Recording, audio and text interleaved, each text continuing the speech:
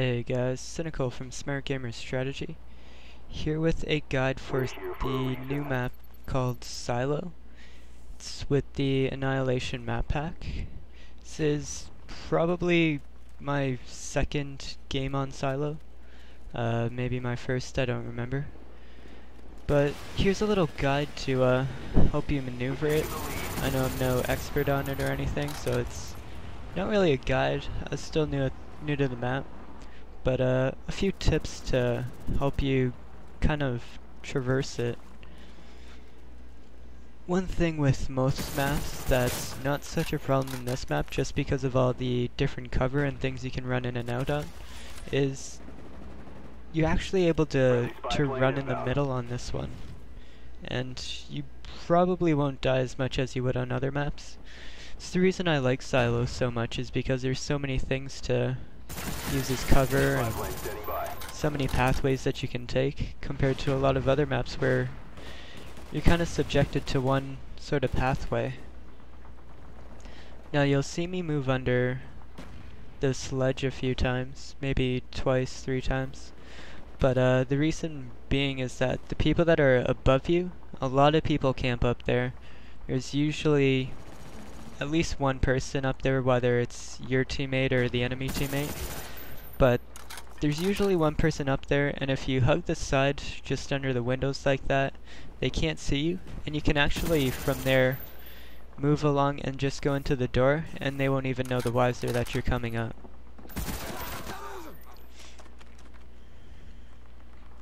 There's a few good kind of sniping spots on this map. Now, since it was one of my first times playing this map, if not my first, I spent a lot of time trying to just generally figure out where the other team is spawning, and I'm trying to figure out the most used routes that people take. Like right up here, that's a very common camping area on this map. Just looking out that window right there. Mainly because the part underneath, it's a high traffic area. A lot of people are battling there. You'll see, I just totally missed. This is in theater mode, so that was mostly the lag compensation. My accuracy isn't all that bad, but it can be pretty shoddy sometimes, which is why I do a lot of spraying.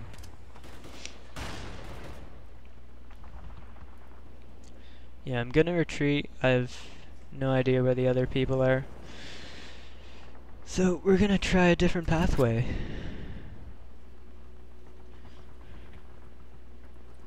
I tend to favor coming on this side compared to the other side. It's because there's a few more things to kind of duck around, and the slope isn't as steep when you're coming down, so you can kind of get a better view of like what's down below you.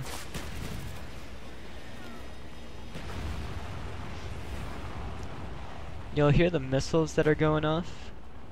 I think in Search and Destroy that would be a perfect time to start your plant. It's when you start hearing the missile going off, because it's pretty difficult for people with headsets to hear anything specific. The same if you're waiting to make your move, you're not wearing Ninja, or Ninja Pro rather. That would be an ideal time to do it, is when those missiles are going off, because they make so much noise.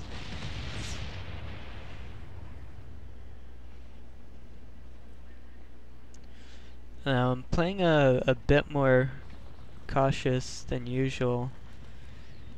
Now I'm not using a silenced weapon, so I'm at a bit of a disadvantage here. Mind you, I am still using the FAMAS, so not a very big disadvantage at that. It's probably gonna be a guy up there. Nope. There's gonna be a guy up there the next time I check it, I'm sure of it. But yeah, this is definitely one of the better built maps. The one map I don't like is the golf course. I think it's Hazard. Oh, I hate that map. There's way too many just basically like narrow pathways and just ways that you can look and see the other side. Right when you spawn, like right at the beginning of the match, you're actually looking right at the enemy, so any really good quick scopers can take out like half your team right at the beginning, which kinda sucks. It's pretty silly of them to do that. Just with all the many pathways where you can basically get hit from so many different angles, there's no real map strategy to it. The map is very basic. Hazard, I think it's called, and I've played on it twice and I already know it like the back of my hand. It's very, very simple map. Just 3 pathways, 1 big one in the middle, and then 2 smaller ones on the top and bottom. That's all there is to it. Nothing special. Which is why I tend to favor maps like this. It's a bit more tactical, you've got to know the map a bit better.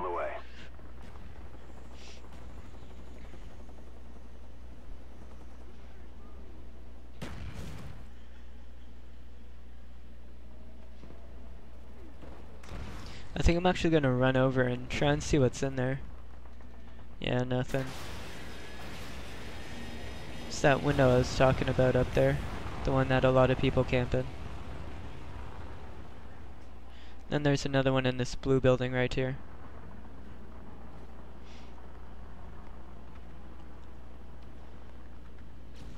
Yeah, as you can see, I'm still kind of taking it slow. Trying to get a good feel for the maps at the beginning here.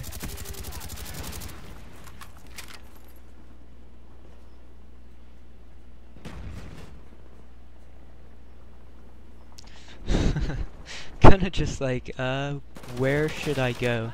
And as soon as I step out, I hear the guy behind me right at the last second. If I was any faster, I could have turned on him, but you're only good as you are.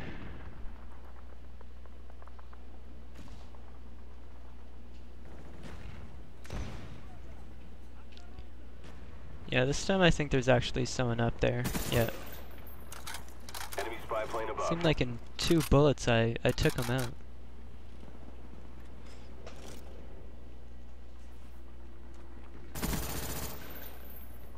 Now a lot of this is actually just sound touring. I can hear the enemy players a lot of the time, especially on terrain like this.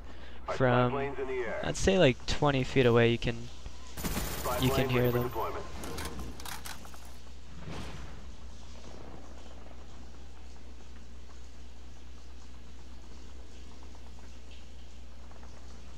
This right here is probably the most open area in the entire map, and as you can see, it's pretty enclosed, so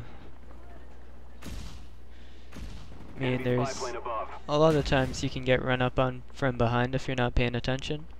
But as long as you keep moving at a half-decent pace, you should be okay. Look at that guy trying to get the jump on me.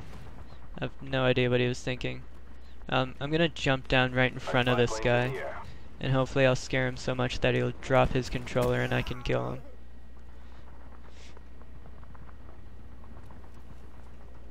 That was sarcastically speaking, like he was thinking, in case you didn't catch on. Whoa. That was loud. I don't know if you guys heard that, but the TV just turned on really loud for a second. And the match is almost over. But I mean this isn't anything too fantastic. I have 3 more videos, 1 for each map. They're not going to be anything crazy, but it's just the first day as making these, so thanks for watching guys, see you next time.